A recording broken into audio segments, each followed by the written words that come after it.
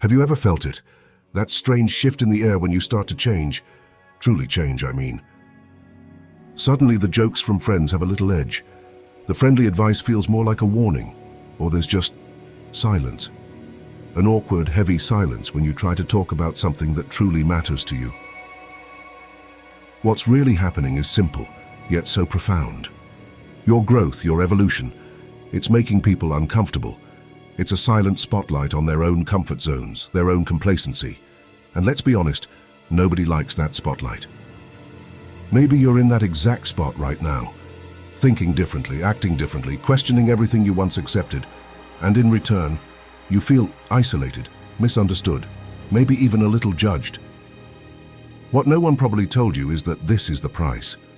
The entry fee for building a mind that's genuinely strong, not just strong, but intensely real. So real it scares them. It shows, without a single word, the autopilot lives, many are still on. Why? Because a powerful mind, a truly powerful mind, is a silent challenge to mediocrity. When you decide to think for yourself, to forge your own values, to step away from the comfortable, pre-packaged truths, you become dangerous. Dangerous to the old ways, dangerous to their comfort, and most importantly, dangerous to the person you used to be. This isn't a video for the comfortable. It's not for those seeking easy answers. This is for you, the one who's tired of being a hostage to your own doubts, the one who feels that inner rumble, that readiness for something more, something unshakable. If you're ready for a path that's lonely, yes, and tough, definitely, but utterly transformative, then stay. What we're about to explore will challenge you, but it might just set you free, and you'll never see things the same way again. There was a philosopher, Nietzsche, not just a thinker, but a surgeon of the human soul. He dared to look into the abyss of existence, and he didn't just stare, he dove in. And it's in that chaos, the very chaos most of us run from, that he found the source of true strength.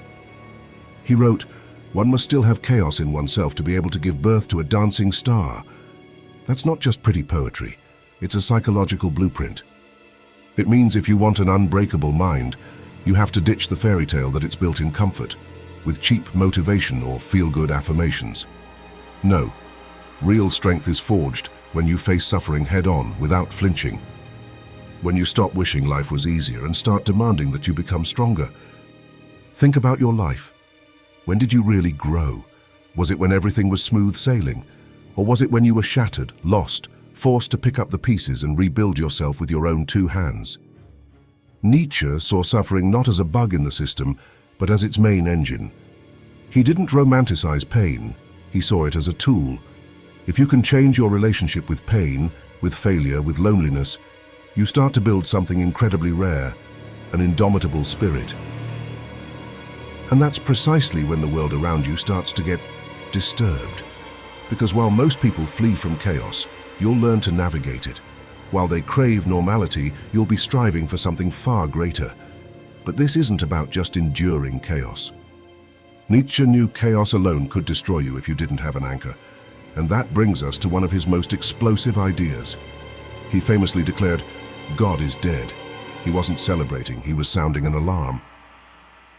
He wasn't talking about a literal deity. He was talking about the death of illusion. The illusion that some higher power has it all figured out for you, that there's a pre-written script, a cosmic safety net. The death of God means the end of excuses. And that's terrifying, isn't it? For so long it was easy to outsource responsibility, comforting to believe suffering was part of a grand plan. Nietzsche rips that veil away. He looks you in the eye and says, "You are responsible. There is no pre-made meaning. You are the creator." This is where the true building of a powerful mind begins. Most crumble when they realize they're alone with the chaos, no manual, no guarantees. But those who face it, they forge an unshakable consciousness. With the death of God, you're pushed into radical freedom. You don't follow commandments, you create values. You don't just obey, you surpass yourself. It's the birth of brutal, beautiful autonomy, and with it comes the weight. Everything depends on you. But here's the secret. This freedom, the one that initially terrifies, it's your greatest source of power. When you truly grasp that no one is coming to save you, something ignites within. A fire that makes you rise even when you're bleeding. It forces you to think for yourself, feel for yourself, act because you decided it's right. This break from existential crutches prepares you for something even bigger.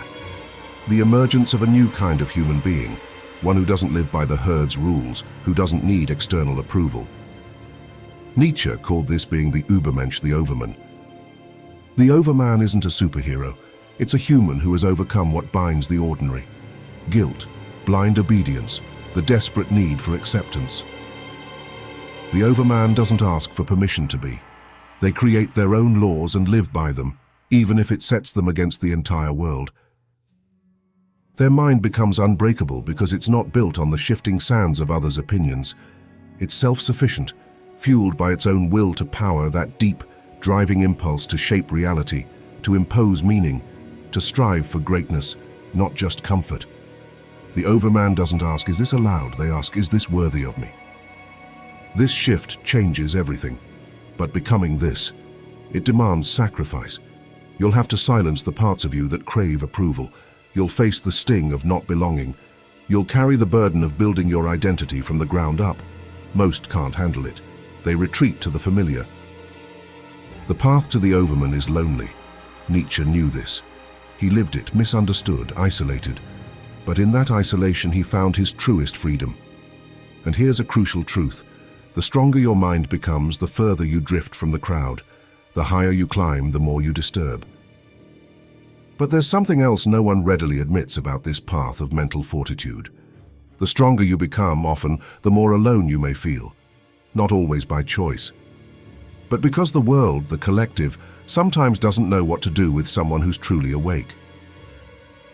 Nietzsche said the free spirit, the one who breaks from common morality and thinks for themselves, inevitably distances themselves from the herd. This distance can ache, but that ache, that space, is necessary for genuine growth.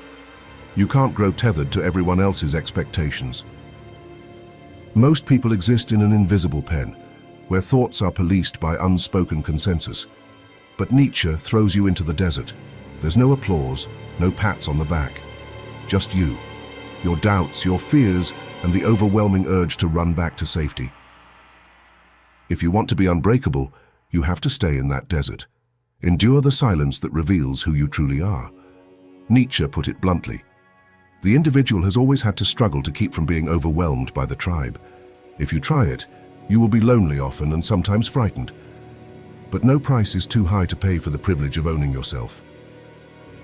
Owning yourself, that's the rarest, most potent achievement. When you truly own yourself, no one can control you, dictate your worth, or tear you down. But this ownership often comes with that weight of loneliness. You'll be misunderstood, called arrogant, strange, distant. They'll try to pull you back. They'll try to... If you can't stand loneliness, you're not ready for true freedom. Because real freedom often involves abandoning emotional crutches and superficial connections. That's why Nietzsche saw solitude not as a curse, but as a privilege, a space where the true self can finally emerge. And when you become this strong, this free, you inevitably confront collective mediocrity.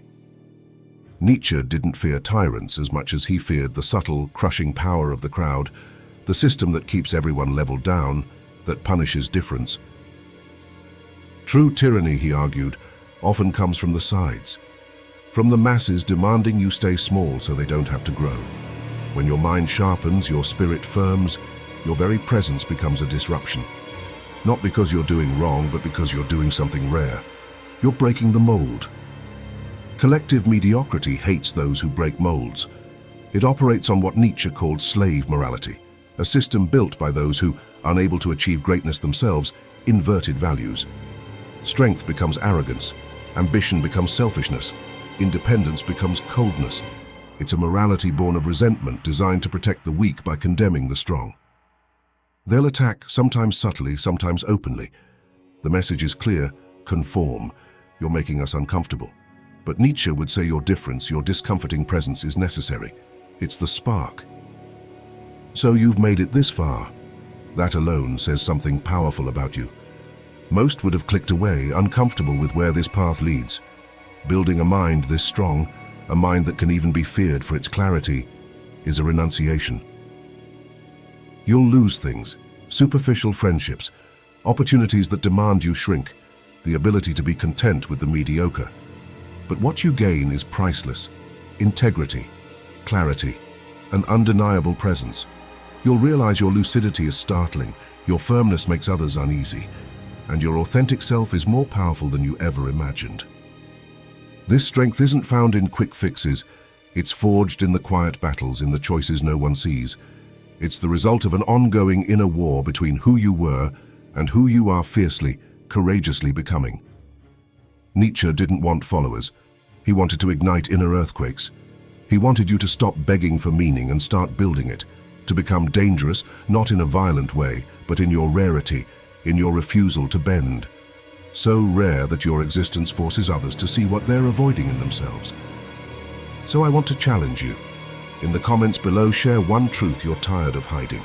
One thought that makes you feel isolated but is authentically you. This is part of it, claiming your voice, declaring you will no longer bend. If this resonated, if something in you stirred, don't let it fade. Like this video if it sparked something. Subscribe, because this journey of building an unbreakable mind is ongoing, and we have more to explore together. You're not alone in this feeling, you're just ahead. And that, my friend, while perhaps frightening to some, is ultimately powerfully liberating. Keep going.